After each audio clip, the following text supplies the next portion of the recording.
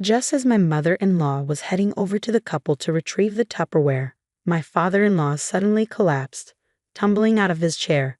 Everyone's attention immediately shifted to him. He clutched his stomach, clearly in significant pain. "What's wrong?" someone asked, concern etched on their face. Amidst the commotion, my father-in-law managed to utter something that took me by surprise. "I only had a little bit of food from the kitchen. Why is my stomach suddenly upset?" I caught my mother-in-law's response. "Did you eat some of that?" "I'm Elizabeth, a 20-year-old housewife. My husband Vernon and I married last year. Being the same age, our conversations and values align perfectly, which has made our relationship harmonious. Our love has only deepened since we got married. However, there was one aspect that unsettled me slightly when we first got married. During our visit to my in-laws to offer our wedding greetings, I noticed my mother-in-law's rather traditional perspective. "When you get married, you come to live with us, right?" she had asked as though it were a given. My husband and I responded in unison. "What?" We both had no intention of living with his parents. My husband clarified, "No, we plan to live independently, just the two of us." My mother-in-law's reaction was one of shock. "What? But you're the eldest son." Both my husband and I were taken aback and uncomfortable with her response. Sensing the tension, my father-in-law interjected, "That's an old-fashioned way of thinking. Do whatever you want, Elizabeth and Vernon." While that seemed to settle the matter for the moment, another issue loomed, worsening the atmosphere. Neither my husband nor I had planned a wedding ceremony. We preferred to avoid anything too extravagant and had discussed using the money for travel and other experiences instead. When I informed my parents about our decision, my mother-in-law's face turned a shade of green. "How can you not have a wedding?" My mother-in-law's voice was filled with disbelief. As I mentioned before, she was quite traditional and strongly opposed our decision to skip a wedding. "How will we explain to our relatives that the eldest son isn't having a wedding?" she demanded. To her, the eldest son's wedding was a significant event, and she couldn't accept any deviation from her beliefs. Fortunately, my father-in-law came to our rescue. "None of the relatives really care about the wedding," he said. "They just see it as a chance for a nice meal. In time they'll forget there wasn't a wedding. If you two decide against it, that's perfectly fine." His understanding and respect for our wishes were a relief, sparing us from having to conform to my mother-in-law's traditional expectations. Despite her disappointment, we went ahead with our plans. We married without a ceremony and began living independently. I embraced my role as a housewife, supporting my husband by handling the daily household tasks. I find joy in preparing lunch and dinner for him, and our life together has been fulfilling and happy.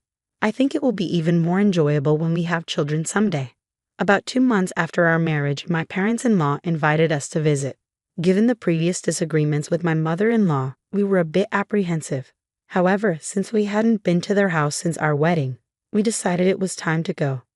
I braced myself for any lingering hostility from my mother-in-law, but to my surprise, she was nothing but welcoming. "If you have any questions about being a housewife, don't hesitate to ask me," she offered. "I have all kinds of recipes and would be happy to share everything I know." My mother-in-law, who loves cooking, often hosts gatherings for the neighbors. She proudly mentioned that her home parties are quite popular and that she holds them regularly. On this visit, I enjoyed a delicious home-cooked meal prepared by her. Both my father-in-law and mother-in-law were incredibly kind, and I felt reassured.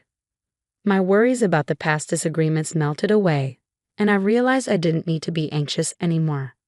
I felt reassured, and my husband felt the same way. He believed that visiting his parents occasionally would be no problem.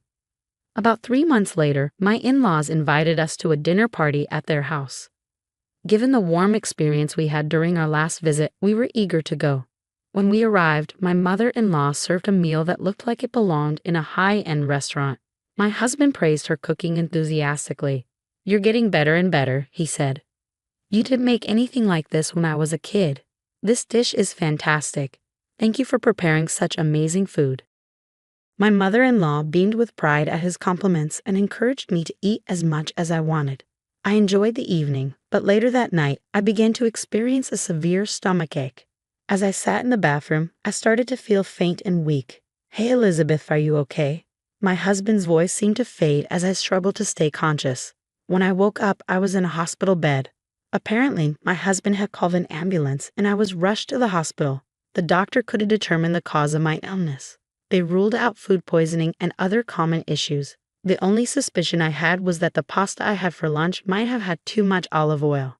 I never did find out what caused my illness.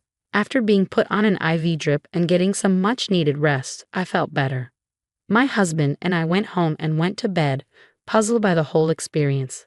For a while, I was symptom-free, but 2 months later, it happened again. I suddenly felt unwell, and once again, it followed a meal at my in-laws' house. The only common factor was my mother-in-law's cooking. I wondered if her food was somehow spoiled, but my husband, who had eaten the same meal, was perfectly fine. A month later, the same thing happened after another dinner at my in-laws. Concerned, I invited a friend over for lunch to discuss what might be causing this recurring issue. Could it be stress? She suggested. Her comment made me a bit anxious. I had always tried to be trusting and open-minded, but perhaps I had developed some nervousness around my mother-in-law. Plus, getting sick every time we visited her house was becoming a troubling pattern. My husband shared my concern. He suggested we should take a break from visiting my parents-in-law for a while. Though we didn't know the exact cause, it seemed clear that my symptoms were consistently linked to meals at my in-law's house. My husband speculated that it might be related to my mother-in-law's cooking. I began to wonder if that might be the case. Afterward, my mother-in-law reached out several times, inviting us for dinner. My husband consistently declined the invitations, keeping my health in mind. However, we received another invitation for a dinner party that we couldn't easily refuse. My brother-in-law and his wife were coming to my in-laws' house to offer their wedding greetings. Although I was a bit anxious, as I had been feeling better by avoiding my in-laws' house, my husband assured me that I didn't need to eat much if I wasn't up for it. I decided to try to limit my intake as much as possible. On the day of the party, my mother-in-law greeted me with her usual warmth. As long as we engaged in conversation, I felt fine. Maybe it really was something wrong with the food. Later, my brother-in-law and his wife arrived and we had a pleasant chat. Meanwhile, my mother-in-law expertly prepared the dishes and the table began to fill with an array of beautifully presented and delicious-looking food. Despite the appealing presentation and the fact that the food I had sampled so far tasted great, I still couldn't understand why I kept getting sick. As soon as we sat down, my mother-in-law encouraged me to try the food. "Elizabeth, you mentioned you liked this dish, didn't you? I made it especially delicious today, so please try it." I felt uncertain about what to do. Just then, my husband interjected, "Elizabeth isn't feeling her best today, so let her eat what she can manage." My mother-in-law responded with a nonchalant, "Well." My mother-in-law set a small plate with a modest serving in front of me and asked, "This amount should be fine, right?" I was unsure of what to do when my brother-in-law spoke up. "Elizabeth, if you're not feeling well, you don't have to force yourself," he said. "I've already greeted you, so if you're feeling sick, don't hesitate to go home and rest." It turned out my husband had informed his brother and sister-in-law about my situation, and they were both aware of what was happening. Their concern was comforting. Seeing that she couldn't insist I eat, my mother-in-law said, "Well then, I'll pack it up in a Tupperware for you to take home." I was puzzled by her insistence, but I figured if I took it home, I wouldn't have to eat it anyway. I gratefully accepted, saying, "Okay, thank you very much." Just as my mother-in-law went to get the Tupperware, my father-in-law suddenly collapsed and fell from his chair. Everyone turned to see him clutching his stomach in apparent agony. "What's wrong with you?" someone asked. He hadn't even touched the food on the table yet. "What in the world is going on?" My father-in-law then said something that took us by surprise. "I just had a little bit of food from the kitchen. Why is my stomach suddenly upset?" I heard my mother-in-law's anxious response, "Did you eat some of that?" Without hesitation, my husband called for an ambulance. My mother-in-law accompanied my father-in-law to the hospital, leaving us in a state of shock at their house. I kept thinking about her earlier comment and realized that my brother-in-law's wife might have experienced something similar. "We should investigate the kitchen," I suggested, suspecting there might be a hidden issue. We went to the kitchen, where my mother-in-law had been preparing the food, and found something alarming.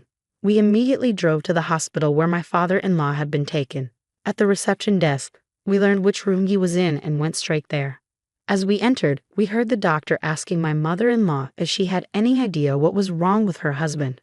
She claimed she knew nothing about it. When we walked into the room, my mother-in-law looked flustered. "Oh, you all came here," she said, trying to dismiss our concerns. "It's all right. As long as I'm here, everything will be fine." But we were determined not to let this opportunity slip by. "I need to talk to you," I said firmly, walking up to her with my husband, brother-in-law, and his wife following. "What is wrong with you all?" I demanded. My father-in-law's condition had stabilized somewhat, and his complexion looked better, but the cause of his distress was still unknown. Apparently, he had been conscious for a while after arriving at the hospital. But after multiple trips to the bathroom, he became severely dehydrated and lost consciousness. I looked my mother-in-law straight in the eye, took something out of my bag, and held it up for her to see. When she saw it, her face turned pale. "Do you recognize this?" I asked. "Did he? Well, what is it?" she stammered, feigning ignorance. "This is a laxative," I said. I couldn't understand why there were so many powdered laxatives in the kitchen. My mother-in-law fell silent at my discovery. The doctor, examining the situation, said, "It appears your father-in-law's symptoms were caused by ingesting a large amount of laxative. We'll run some tests to confirm. If we find evidence of laxatives, we'll need to ask him when he ingested them. If he doesn't know, it means someone else intentionally administered them, which could lead to charges of injury." My mother-in-law's face went pale with panic. "No, it's not like that," she stammered. "I didn't try to make him eat that food. It was just negligence." My husband, visibly upset, pressed her. "Then who were you trying to feed this to?" "It's not." My mother-in-law began to protest, but her voice faltered. "If you won't tell us, we'll have to involve the police and have them investigate," my husband said firmly. Realizing she had no other option, my mother-in-law confessed. "All right, I'll tell you. It was meant for Elizabeth. I intended to punish her by putting laxatives in her meal." "Punish me? What did I ever do to deserve this?" I asked, bewildered. "You're the reason my son has become a bad son," she said bitterly. "You didn't live with us, and you didn't have a wedding. It's all because of you persuading him to make these decisions. You're my enemy." Her resentment seemed unfounded and unjustified. My husband and I looked at each other, appalled. "Is this why you've been putting laxatives in the food I've been eating?" I asked. "It wasn't a lot of laxatives before," my mother-in-law insisted, trying to minimize her actions. "That's why you were fine." "Don't be ridiculous," I retorted. I was rushed to the emergency room. "How can you claim it wasn't a lot?" My husband and brother-in-law echoed my frustration, condemning her actions. "I can't forgive you for what you did to Elizabeth," my husband said angrily. "I'd be furious too if it were my future wife being treated like this." Both my husband and brother-in-law declared that they were disarming my mother-in-law. Her face contorted with fear and desperation as she begged them not to say such things. My father-in-law, who had been semi-conscious throughout the conversation, finally spoke up. "You've done a terrible thing out of ego. You should be arrested by the police. I'm deeply disappointed in you." "But even if you say that, you're not divorcing me, are you?" my mother-in-law pleaded. "That's not enough," my father-in-law continued. "You're going to pay Elizabeth $30,000 in damages, and of course you'll need to work for it. I won't be helping you in any way." "No, that's impossible," she cried. "I've been a stay-at-home mom all my life." "Shut up," my father-in-law cut her off.